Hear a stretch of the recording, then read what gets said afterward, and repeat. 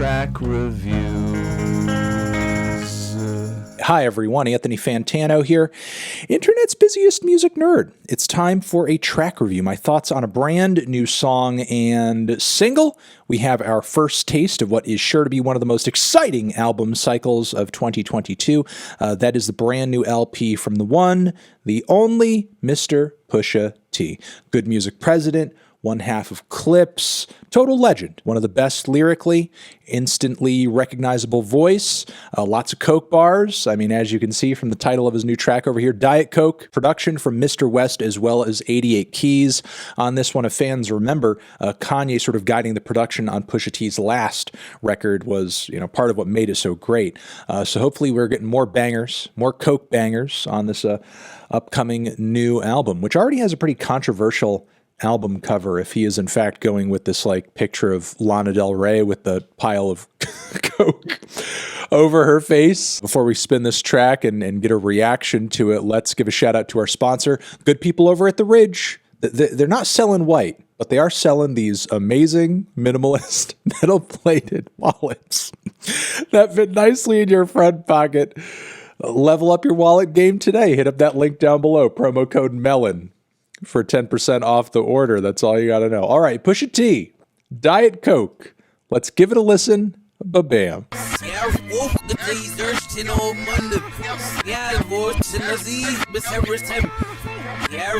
All right, so there you have it. Is it the explosion out of the gate that I was anticipating, given Daytona, given Kanye in the mix, given that it's just Pusha T? No, not necessarily.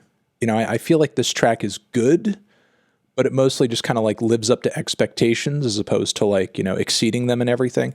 I mean, first off, to get the production out of the way, this is not just Kanye production. This is Kanye fucking college dropout era production. This is even a little bit before. This feels like something Kanye would hand over to Cameron, frankly. And it sounds great. Obviously Pusha T was active creatively during that era too. Instrumentally, aesthetically, it just feels like a real throwback. Feels like they're really selling long time and hardcore fans on the nostalgia here. And for the most part, it's working. But from there, Pusha comes through with a really clunky chorus, a really clunky lengthy chorus. It doesn't even so much feel like a chorus as much as it feels like a verse that he repeats because it's just so huge. And there are some memorable lines in it and, vocal licks in it.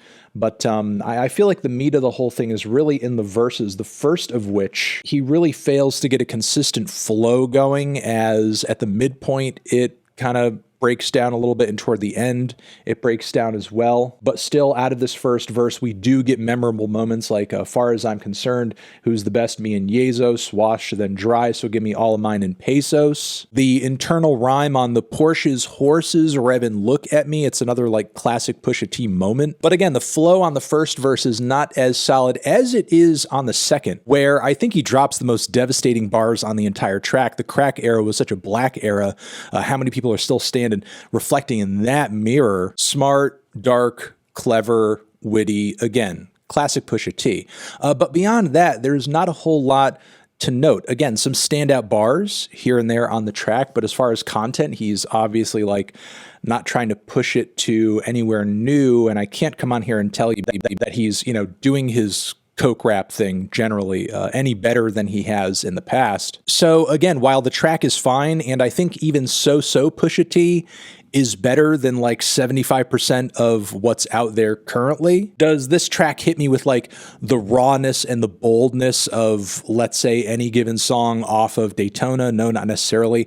Does it hit me with the uniqueness of more classic singles that he's dropped, like Nostalgia with Kendrick or Numbers on the Board? No, not necessarily. So my feelings on the track, pretty positive. I think it's pretty good, and honestly, as long as Pusha T puts out a solid record and I guess stays the course, it's most likely going to be one of the better hip-hop projects of the year, even if it only just sort of meets expectations. Those are my thoughts. Let me know yours down in the comments. Did you love this track? Hate it? Why? What do you think I should review next? Over here next to my head is another video that you could check out. Hit that up or the link to subscribe to the channel. Anthony Fantano, Pusha T, forever.